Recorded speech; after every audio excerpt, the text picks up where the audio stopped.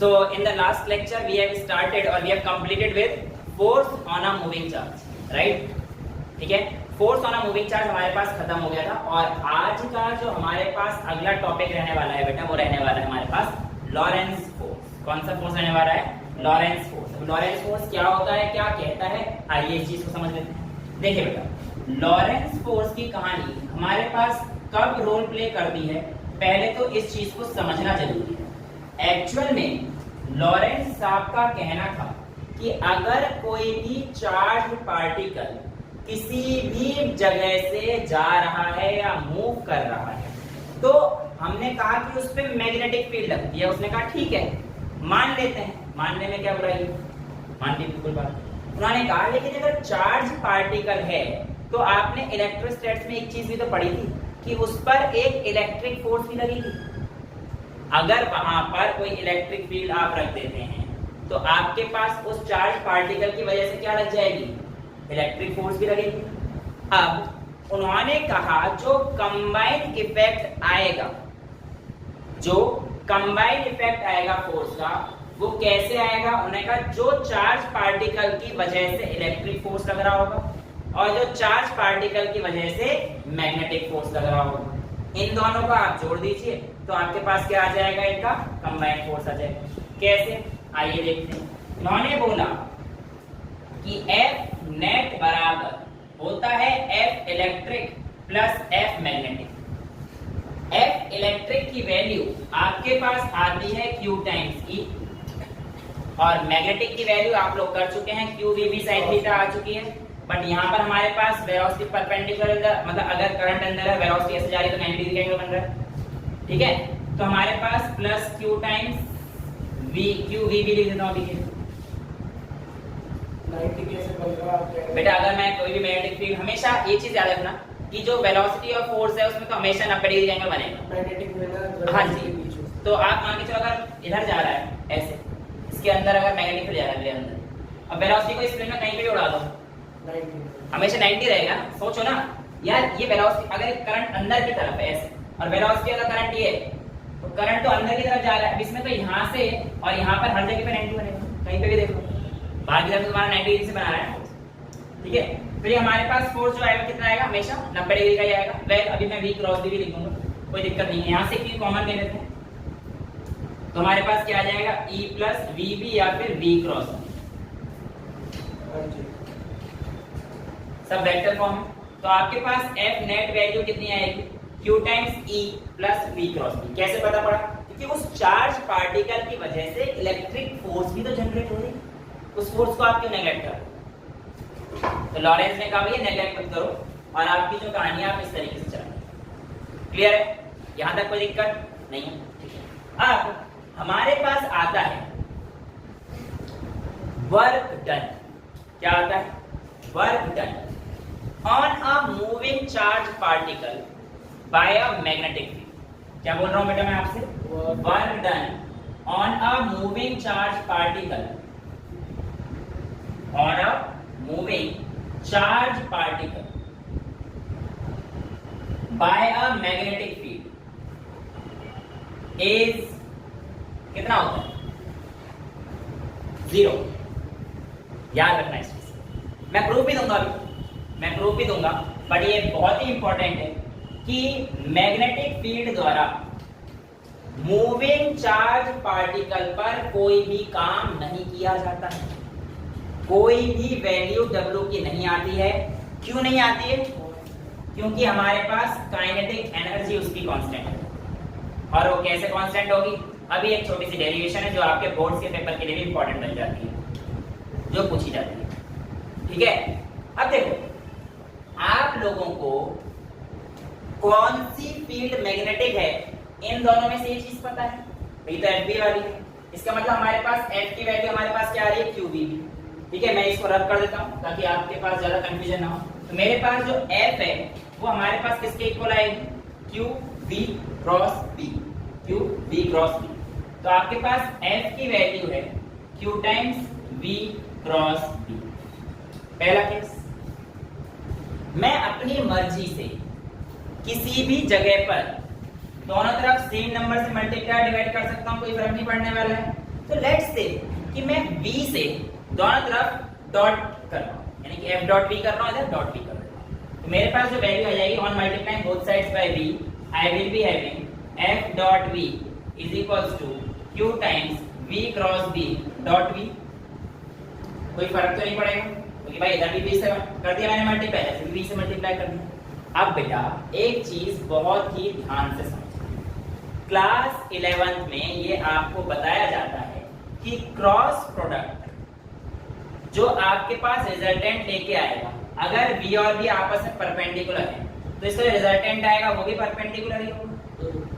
वो परपेंडिकुलर का dot product कितना एंगल बन गया 90, तो यानी कि यहाँ पे इसकी जो मैग्नीट्यूड आएगा इसका तो डॉट प्रोडक्ट कर रहे हैं ना, तो इसका मतलब आप cos 90 लगाओगे तो ये वैल्यू 90 पे आ रही है और डॉट लगाओगे तो let's say a dot b cos 90 लगेगा क्योंकि 90 डिग्री का एंगल आ रहा है, तो 90 cos पे कितनी वैल्यू आती है 0, तो यानी कि ऐसे समझ लो क्रॉस डॉट का प्रोडक्ट 0, क्रॉस प्रोडक्ट और डॉट प्रोडक्ट का सम जो हमारे पास 0 आएगा क्योंकि आपके पास क्रॉस और डॉट ये हमारा होता है 90 डिग्री पे, ये होता है पैरेलल टू द एक्सिस। समझ में आ रहा है? तो यानी कि हमारे पास इसकी वैल्यू कितनी आ जाएगी 0 आ जाएगी, तो आप कह सकते हो कि f डॉट v बराबर 0 चलेगा। f को आप क्या लिख सकते हैं ma dot v is equals to 0 आप लिख सकते हैं। अच्छा a को मैं dv बाय dt लिख दूं, कोई परेशानी तो नहीं, बचपन से पढ़ते आ रहे हैं acceleration is equals to change in velocity upon time, तो m dv by dt dot v is equals to 0। Well मुझे ये पता है कि अगर वर्क डन 0 निकालना है तो मुझे काइनेटिक एनर्जी कांस्टेंट निकालनी है, थोड़ा सा ट्रिक भी यूज करनी पड़ती है और थोड़ा दिमाग लगाना पड़ता है। अगर मैं यहाँ पे हाफ mv² ला पाया तो कहानी बनेगी, बट मैं हाफ कहां से लाऊं, तो मैं ऐसा करता हूं इसको, अगर हाफ तो आएगा नहीं, इसको तोड़ देता हूं, आधा आधा लिख देता हूं, बात तो एक ही है भाई। मैं 1 को ऐसे लिख सकता हूं,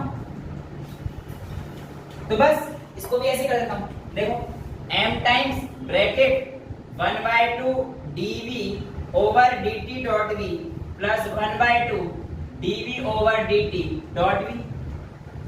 ये तो करा मैंने, इस टर्म को 1/2 लिख दिया, बिल्कुल चलेगा। हाफ हाफ का मतलब 1, मैथमेटिक्स यूज करते थोड़ी सी, 1/2 कॉमन ले लो यहां से, तो मेरे पास क्या आ जाएगा m/2 ऑफ कितना आ जाएगा बेटा dv by dt dot v plus dv by dt dot v। क्या आप लोगों को ये कुछ प्रोडक्ट रूल दिखाई दे रहा है डिफरेंशिएशन का, जहां पर हमारे पास d over dt u into v हुआ करता था, तो हमारे पास u dot dv by dt plus v dot du by dt हुआ करता था। तो कहीं ऐसा नहीं दिख रहा कि यहाँ पे ये दोनों चीजें ही v हैं हमारे पास, u की जगह पर ये भी v आ गया, ये भी v आ गया, बाकी सब सेम ही है, तो प्रोडक्ट रूल लग रहा है यहाँ पर, राइट। सो आप लिख सकते हो कि सर यहां से आप लिख दीजिए m/2, मैं d ओवर dt बाहर ले लेता हूं, m/2 v डॉट v लिख दूं, चलेगा? इसको समझ में आ गया, यहां से मैं पहुंचा हूं, v डॉट v लिख सकता हूं, तो v डॉट v ये क्या आ गया v², तो आप लिख सकते हो d ऑफ dt, ये सब 0 के इक्वल चल रहा है, ये सब 0 के इक्वल चल रहा है, ये कितना आ जाएगा mv²/2, तो d of dt mv²/2 is equal to 0 आ गया बेटा। तो इस बात का क्या मतलब है, ये क्या है हाफ mv², काइनेटिक एनर्जी, तो आप कह सकते हो dk by dt is equal to 0। ये तो प्रूव करना था, काइनेटिक एनर्जी का डिफरेंशिएशन 0 है तो इट मींस ये वैल्यू कांस्टेंट रही होगी, और अगर कांस्टेंट रही होगी तो उसमें कोई वर्क डन नहीं हुआ होगा। और यही कारण है कि आपके पास जब भी कोई मूविंग चार्ज पार्टिकल होता है उस पे मैग्नेटिक फील्ड के द्वारा कोई काम नहीं किया जाता है, ठीक है, नोट कीजिए। अब बेटा इसके बाद जो आपके पास टॉपिक आता है, बेसिकली हमने ये तो देख लिया है ना कि हमारे पास किस तरीके से लॉरेंस फोर्स लगने वाली है, वर्क डन क्या हो गया। अब हम लोग देखेंगे कि जो हमारा चार्ज पार्टिकल है वो किस तरीके का मोशन शो करता है, यानी कि अगर मैग्नेटिक फील्ड में अगर आप डाल देते हैं तो चार्ज पार्टिकल किस तरीके का मोशन शो करता है। तो हमारे पास हेडिंग डाल दीजिए, motion of a charge particle in magnetic field. भैया आज हम लोग देखेंगे कि चार्ज पार्टिकल किस तरीके का मोशन हमारे पास शो करने वाला। आप लोगों की मर्जी है, मुझे कोई दिक्कत नहीं है, आप मैग्नेटिक फील्ड अंदर बनाना चाहो बाहर बनाना चाहो, क्योंकि आंसर आप लोगों का चेंज नहीं आएगा, बट सिंप्लिसिटी के लिए अभी हम लोग लेके चल रहे हैं अंदर, नहीं मैं मर्जी आप लोग। तो मेरे पास एक मैग्नेटिक फील्ड अंदर, मैग्नेटिक फील्ड क्या थी अंदर थी, ठीक है, ये मेरे पास मैग्नेटिक फील्ड। अब बेटा अगर मेरा जो चार्ज पार्टिकल है वो भी इसी तरफ जा रहा है, यानी कि ये भी अंदर है, मेरा मैग्नेटिक फील्ड भी अंदर जा रहा है, राइट, और अगर इधर जा रहा है, समझते ध्यान से 180 डिग्री, क्योंकि मेरा मैग्नेटिक फील्ड इस तरफ है, अंदर जा रहे हैं, तो मेरे ये फिंगर्स जो है किस तरफ होने चाहिए, मैग्नेटिक फील्ड की तरफ, मेरा थंब किधर होना चाहिए, चार्ज पार्टिकल की तरफ, ठीक है। तो हमारे पास जब ये कहानी होगी कि भैया जो अंदर जा रहा है पार्टिकल और फील्ड भी अंदर है, तो एंगल कितने का बन रहा है, 0 डिग्री का बन रहा है,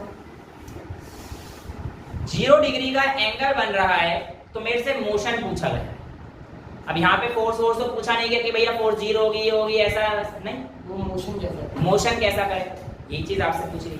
तो बेटा याद रखिएगा, ऐसे केस में अब खुद सोचो, पार्टिकल भी इधर है मैग्नेटिक फील्ड भी इधर है, तो कुछ ऐसा motion straight line, linear motion. तो जब भी आपके पास थीटा की वैल्यू 0 डिग्री और थीटा की वैल्यू 180 डिग्री होती है, आपके पास मोशन कैसा आता है, चार्ज पार्टिकल का लीनियर मोशन आता है।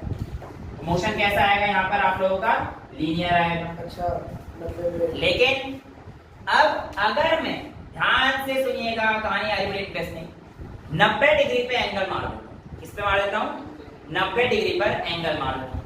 तो 90 डिग्री का मतलब है, अगर ये मेरा मैग्नेटिक फील्ड अंदर है, तो चार्ज पार्टिकल इस प्लेन पे कहीं पे भी ऐसे मूव करेगा तो 90 डिग्री का एंगल बनाएगा, राइट।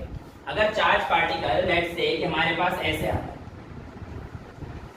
समझ पा रहे हो कहानी, चार्ज पार्टिकल ये एंटर कर रहा है हमारे पास मैग्नेटिक फील्ड के अंदर, अगर चार्ज पार्टिकल मैग्नेटिक फील्ड के अंदर एंटर कर चुका है, तो हमसे पूछा गया है कि इसका पाथ कैसा होगा, इसका पाथ कैसा होगा। तो सोचो यार, मेरे को मैग्नेटिक फील्ड लगानी है ऐसे और चार्ज पार्टिकल आ रहा है कुछ ऐसे, तो मेरा फोर्स किस तरह दिख रहा है, ऊपर की तरफ दिख रहा है, देखने में तो ऊपर ही दिख रहा है ना, ध्यान से देखो ना, फोर्स मैग्नेटिक फील्ड अंदर, फिंगर से बताएगा, चार्ज पार्टिकल ऐसे जा रहा है, तो मेरा फोर्स आपको बताया था ना, राइट हैंड पाम रूल, ऊपर की तरफ। और ध्यान से देखेंगे तो ये प्रॉपर ऊपर नहीं जाएगा,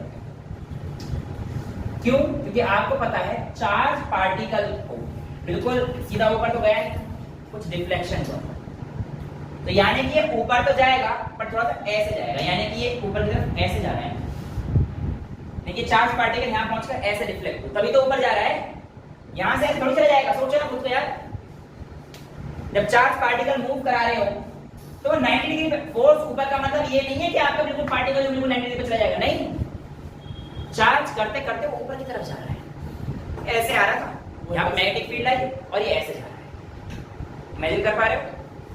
अब चार्ज पार्टिकल यहाँ पर गया, कहानी देखना जाएगा, यहाँ पर चार्ज पार्टिकल किस तरफ है, थोड़ा सा इस तरफ, और फोर्स कहाँ है अंदर, तो अब देखो फोर्स थोड़ा सा इस तरफ आ रहा है, दिख गया आपका फोर्स, तो बेसिकली फोर्स ये चार्ज पार्टिकल है, समझ गए, हाँ वो भी बनेगा। तो हमारे पास कुछ इस तरह की कहानी है, वो फिर बाहर आ जाएगा, राइट।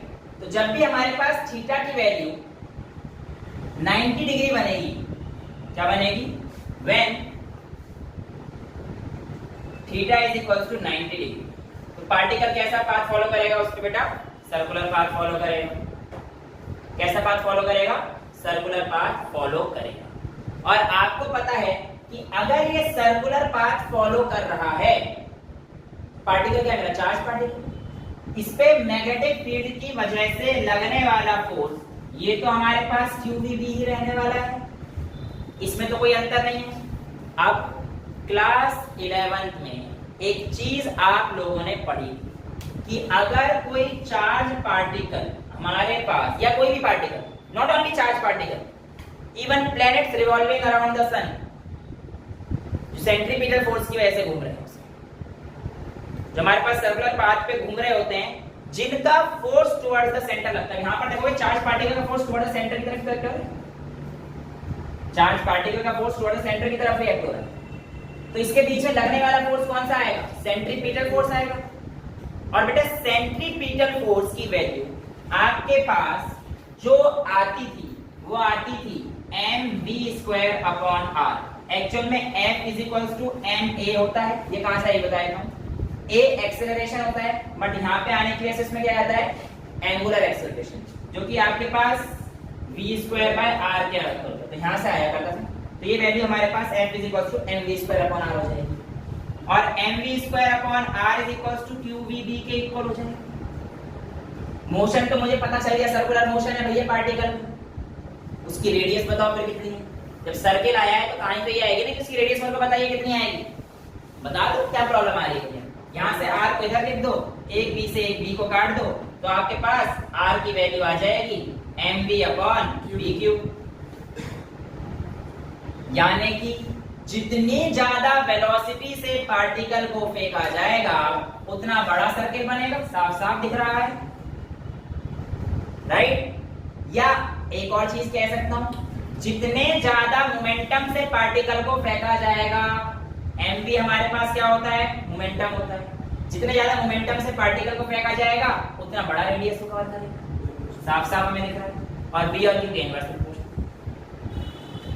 एक छोटा सा सवाल ऐसे ही मेरे मन में आ रहा है कि बड़े वाले पार्टिकल को, जैसे मान के चलो ये वाला पार्टिकल है, एक इतना बड़ा सर्किल, इतना बड़ा सर्किल, और दूसरे केस में आपके पास ऐसे आया छोटा सर्किल, ठीक है।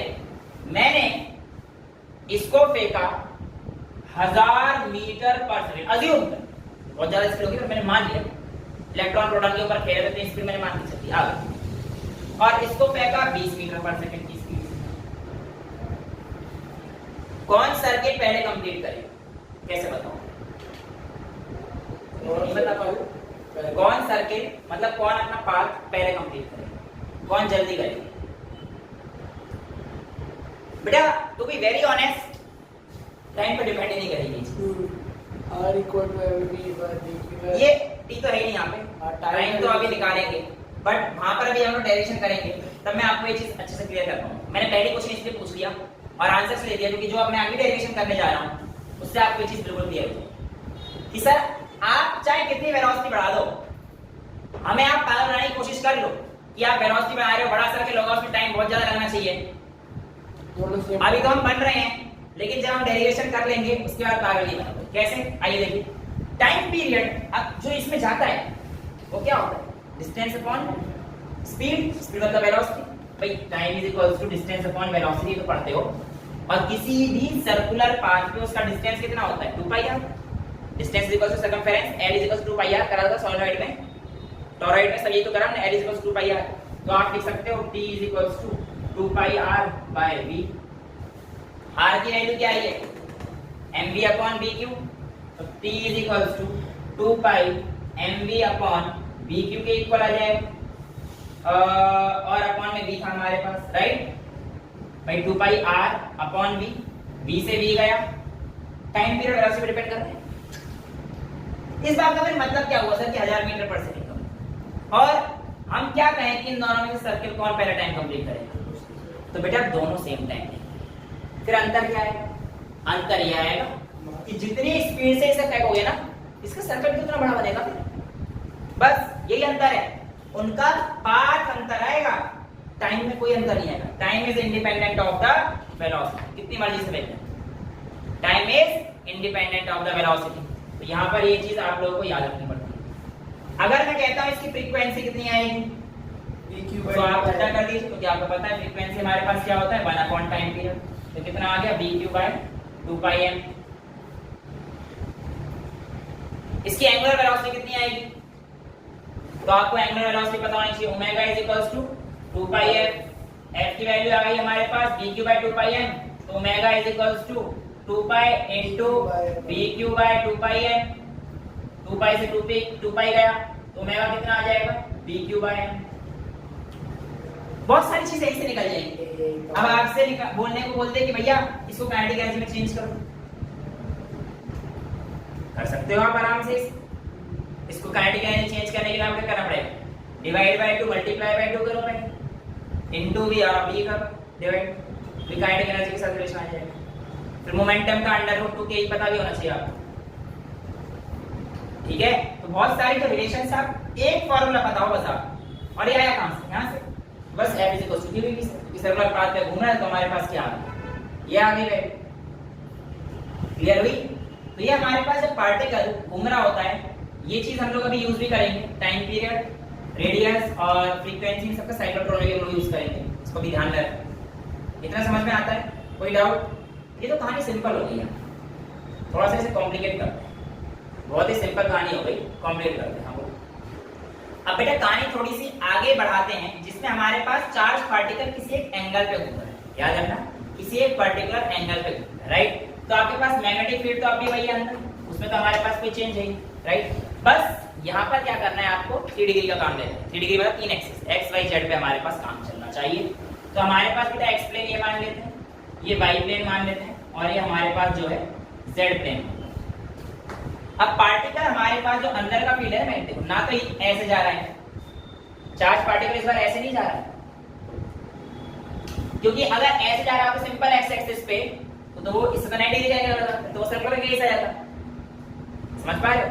तो x से कुछ एंगल बना के जा रहा है, ऐसे कह सकते हैं सिंपल कि x वाले एक्सिस से हमारे पास कुछ एंगल बना के जा रहा है। तो लेट्स से कि हमारा चार्ज पार्टिकल जो है उसकी वेलोसिटी ये v है और एक थीटा एंगल बना रहा है x। अब इस v के जब आप कंपोनेंट रिजॉल्व करोगे तो इसकी तरफ हमारे पास क्या आएगा, v पैरेलल, जो कि हमारे पास क्या आएगा, v cos थीटा। तो आप यहां पर लिख सकते हो v parallel is equals to sir v cos theta, और v परपेंडिकुलर हमारे पास ये वाला कंपोनेंट होगा, इधर थीटा है तो ये वाला हमारे पास ऐसे आता है v sin थीटा आता है। तो आप लोगों को ये चीज क्लास 11 में बहुत अच्छे से करी होगी। अब कहानी हमारे पास क्या कि इस बार ना तो हमारे पास सर्कुलर पाथ बनेगा और ना ही हमारे पास कोई लीनियर पाथ बनेगा। तो पाथ कैसा बनेगा? अगर मैं आप लोगों से इमेजिन करने के लिए कहता हूं तो जरा इमेजिन करना कि हमारे पास चार्ज पार्टिकल कुछ एंगल पे जा रहा है, यानी ये मेरा पार्टिकल, राइट, और मेरा मैग्नेटिक फील्ड कुछ अंदर की तरफ है ऐसे, तो ये अब भी फोर्स उधर लग रहा है, यानी कि यहाँ से ऐसे लग रहा है, ऐसे लग रहा है, लेकिन इस बार ना कुछ इस तरीके का बन रहा है, क्योंकि हमारे पास मैग्नेटिक फील्ड तो पूरा फैला हुआ है अंदर की तरफ। तो जब जा रहा है तो हमारे पास कुछ इस तरीके से हेलिक्स बोलते हैं, और इस पाथ को क्या बोलते हैं कि हम लोग, हेलिकल पाथ। तो इसका पाथ कैसा बनता है बेटा हमारे पास, हेलिकल। कैसा पाथ बनेगा इसका, हेलिकल। तो आपके पास v पैरेलल कितना आया, v cos थीटा, और v परपेंडिकुलर कितना आया, v sin थीटा। अब ऐसा तो नहीं है ना कि इस हेलिकल पाथ का कोई रेडियस ना हो, रेडियस तो इसका भी आएगा, लेकिन याद रहे हॉरिजॉन्टल कंपोनेंट में इसका कोई रोल नहीं है। भाई ये तो हमारे पास इस डायरेक्शन में गया है, आप समझ रहे, यहां से गया और ये इस अगर y एक्सिस पे जा रहा है तो x एक्सिस की वेलोसिटी का यानी कि v पैरेलल का इसके रेडियस में कोई काम नहीं है, क्योंकि बेटा रेडियस जो वेलोसिटी है पैरेलल एक्सिस के दौरान वो पूरे समय पर कांस्टेंट है, वो नहीं बदलने वाला। लेकिन जो हमारे पास हेलिकल पाथ पे आता है, ये आप लोगों ने करा भी होगा, प्रोजेक्टाइल को आप x और y एक्सिस में फेंकते हैं, क्लास 10th की बातें हैं, सॉरी 11th की, तो हमारे पास x एक्सिस पे कभी भी चेंज नहीं होती, जो वेलोसिटी चेंज होती है हमेशा vy पे होती है। कहानी तो यहाँ पे भी सेम ही है, यानी तुम फुटबॉल के लिए पढ़ते हो, अब थोड़ा बढ़ा वजन बढ़ाओ दिमाग का, अब तुम्हारे पास हेलिकल पाथ बनता जा रहा है आगे, और वो सारा किसका खेल से बन रहा है, y एक्सिस के खेल से बन रहा है। रेडियस बड़ा होता जा रहा है, रेडियस कहने को तो बड़ा हो सकता है, बट वो डिपेंड करेगा चेंज इन मैग्नेटिक फील्ड पर। मैंने आपको क्या बोला, अगर पार्टिकल की वेलोसिटी चेंज कर रहे हो तो रेडियस बड़ा होगा। अगर आप दूर जा रहे हो और आप कह रहे हो कि मैग्नेटिक फील्ड घट रही है तो भी आपके बात बिल्कुल सही है, तब भी रेडियस बड़ा होगा, लेकिन वो कितना आएगा मैं वो निकाल के दिखा देता हूँ ना। बट जो आपने भी ये केस समझाया उसके अंदर रेडियस सेम है। हाँ, इसे केस में हम लोग मान के चल रहे हैं, सारी चीजें यूनिफॉर्म है, वो चेंज नहीं हो रहे हैं, तब हम लोग सेम लेके चल रहे हैं, राइट। तो हमारे पास बेसिकली ये उल्टा बना है, हेलिक्स तो ऐसे बनेगा, मतलब आप समझ ही गए हो पाथ कैसा बनेगा, राइट, ये ऐसे बनेगा, ठीक है। वेल थिंग इज कि आपको इस हेलिकल पाथ यानी कि इस छोटे से टर्न को उठा के देखो, सर्कुलर पाथ दिख रहा है तुम्हें, ये सर्कुलर, इसका रेडियस पता करना है। तो r इज इक्वल टू, आपने अब पूरी डेरिवेशन मैं नहीं कर रहा हूं, mv स्क्वायर अपॉन r वाली पूरी, आपको ये पता है mv बाय bq होता है, बट v कौन सा आएगा हमारे पास, परपेंडिकुलर कंपोनेंट, बिकॉज ये हमारे पास खेल किसकी वजह से आ रहा है, बाय एक्सिस की वजह से आ रहा है। तो आप v की जगह पर क्या रख देंगे, r is equal to mv perpendicular यानी कि v sin theta by bq, right. अब इसका टाइम पीरियड क्या होगा, एक कंप्लीट करने वही देखेंगे भाई, t is equal to 2πr upon v, 2πr upon v का क्या मतलब है, इस बार भी मतलब तो सेम ही रहेगा बेटा, मतलब में क्या अंतर आ जाएगा, मतलब में तो कोई अंतर नहीं आना, v की जगह v परपेंडिकुलर, क्योंकि इस बार उसी का टाइम पीरियड निकाल रहे हैं, तो यहाँ पर भी v की जगह क्या आ जाएगा, v परपेंडिकुलर, तो आपके पास आ जाएगा t is equal to 2πr by v sin theta, basically v perpendicular रखा जाएगा यहाँ पर, r की जगह आप क्या रख सकते हो, mv sin theta by bq, तो मैं इस r को हटाकर, चलो यहीं पे लिखा रहने देता हूं, 2π mv sin थीटा अपॉन में bq, राइट, क्लियर है, कोई डाउट तो नहीं।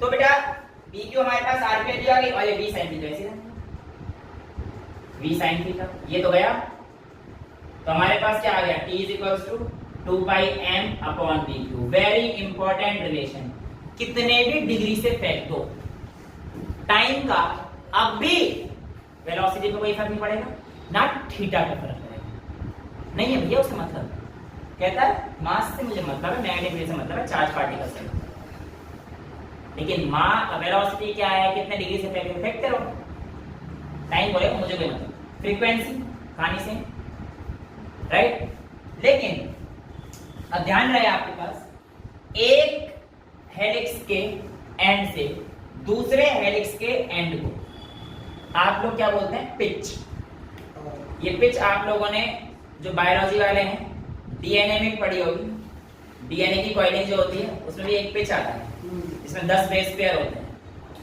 3.4 का एक बेस पेयर होता है, पूरा बेस जो पिच आता है वो हेलिक्स का। डीएनए कैसा होता है हमारे पास, डबल हेलिक्स मॉडल होता है ना उसका, तो जो बनाते तो ऐसे हैं पर वो गलत है, काटता तो कहीं नहीं है, बट पढ़ते तो यही हो, काटता नहीं है ये चीज, ठीक है।